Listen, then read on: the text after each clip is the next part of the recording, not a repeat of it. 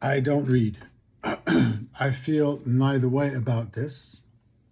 I don't feel guilty or deprived.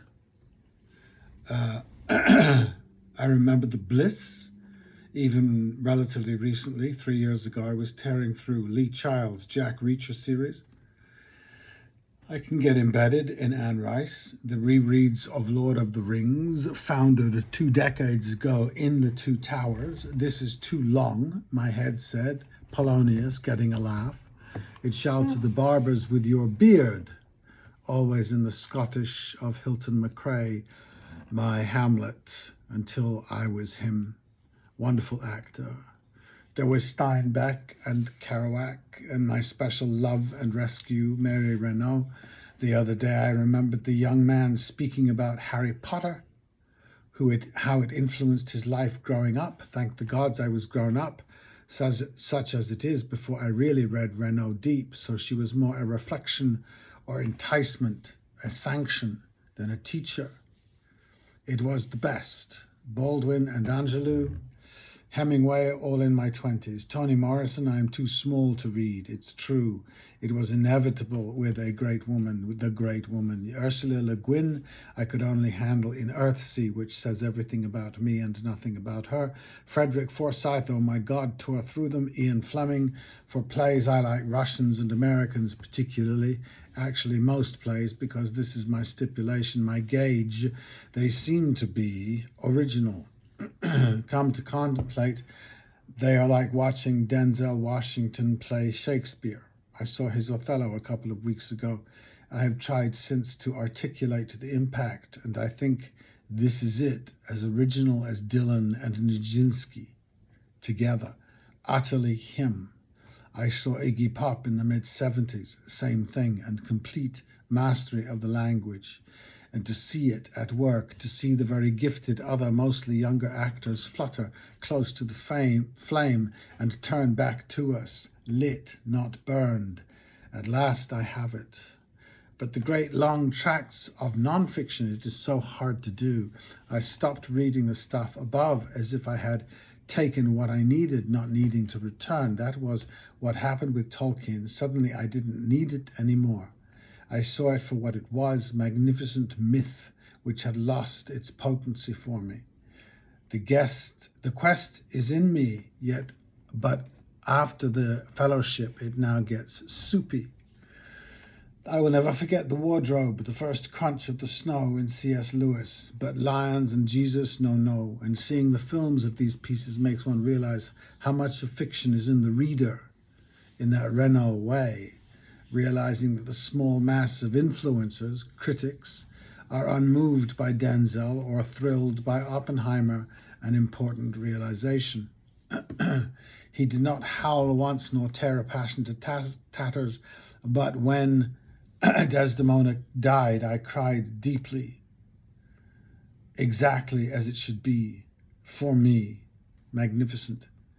But for the nonfiction, well, first it is fiction mostly. Shakespeare is better at getting himself out of the way than Thomas Friedman, who can be fun and purple, but a paragraph is enough. As I say, I do not read. I obviously have read, blissful and passionate, then stopped. Why? I used to love it so much. It feels a bit like when I was a child I did childish things, but it isn't. Reading is always childish, always exploring, and trust. I think there is where the surprises are now. While AI is all abuzz now, it seems like it was foreseen, written a la Lawrence of Arabia, a la. With so many more people cramming the self-expression world, the internet, the social media, they'd be ill-equipped at first. This is the worst I can say about the internet. The conventional objections just sound like whining prelates bemoaning the translation of the Bible, that there would be a generation or two in desperate need of cliches and a ready crew to provide them, the previous not quite AI lot, like actors steeped in cliches. It is no wonder the First Amendment, that it is an amendment, is stunning, but no more of that. No wonder it is so talked of. We have the machinery, finally, the tools to make expression dangerous. We have We as in any one of us, any more of us than the 1% who have been blathering since the agricultural revolution uncensored. There is no way the second classing of women could have lasted like it did, dominating the three big religions if the internet and its iPhone had been around. A digression.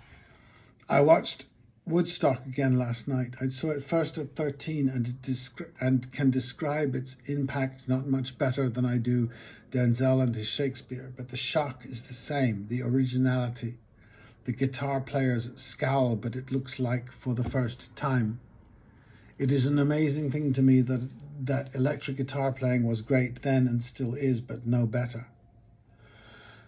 Unless you hear the North African stuff, but of that another time. Apart from man being said by everybody all the time, the young ones seem to be experiencing something for the first time, and the older generation, the hostile enemy, Marco Rubios of today, are no such thing. It is so moving. The Porty Potter cleaner. Quote, I got a kid here, I got another in Vietnam. It's great what's happening here, end quote, and he turns a corner. The camera does not try to make him cry. Such a relief.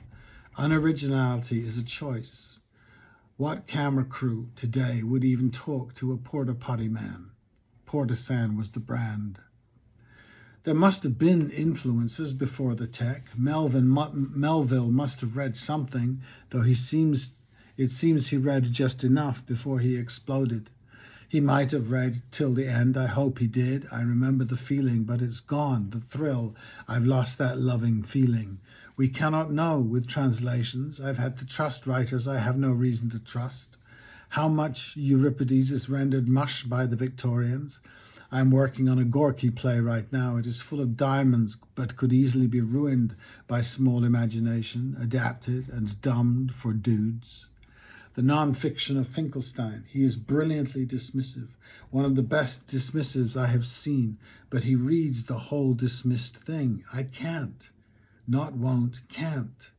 I feel this pressure, especially from places like the New York Times or the Guardian, to look at the world as narrowly as they do. Their prose is dedicated to no dissent, their belligerent lack of context, their thrill at telling you in their prose that they are writing from Parnassus. And they are not. They are not that stoned. No narcotics rise from their cleft at Delphi. Just this plodding, indistinct stuff trying to indoctrinate into beliefs and systems that are failing all around us all the time. When I am kind, which does happen, I can enjoy the enthusiasm of young journalists trying it on, but trying is the point. Some of us are really gifted at communicating, oracles, and I do not know how much can be learned. I think this rears an ugly head when a Trump arrives on the horizon. He has a gift that can only be combated by the gifted. There needs to be a combat of champions. Do not scoff.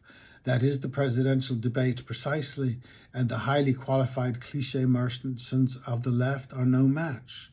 It is possible to see the gift and to be unmoved by it.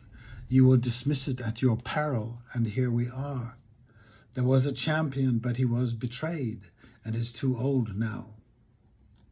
Beware the uninitiated, I read once. Very good, I thought then, even better now, though I'd add welcome the initiated, the ones who have been through some fire. They are all around us.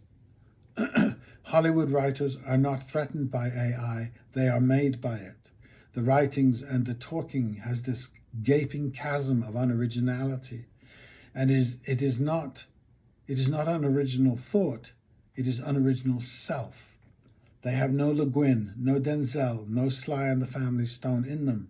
They are writers, not great souls who write. I saw Hamlet years ago, one of maybe 10 I have seen. It was all the best people, but if I shut my eyes, Gertrude was Helen Mirren and Claudius was Jacobi. Great originals. I'm sure the actors didn't know they were doing expensive impersonations, and the Polonius was brilliant. But no Denzel here. No ruthlessness of that originality.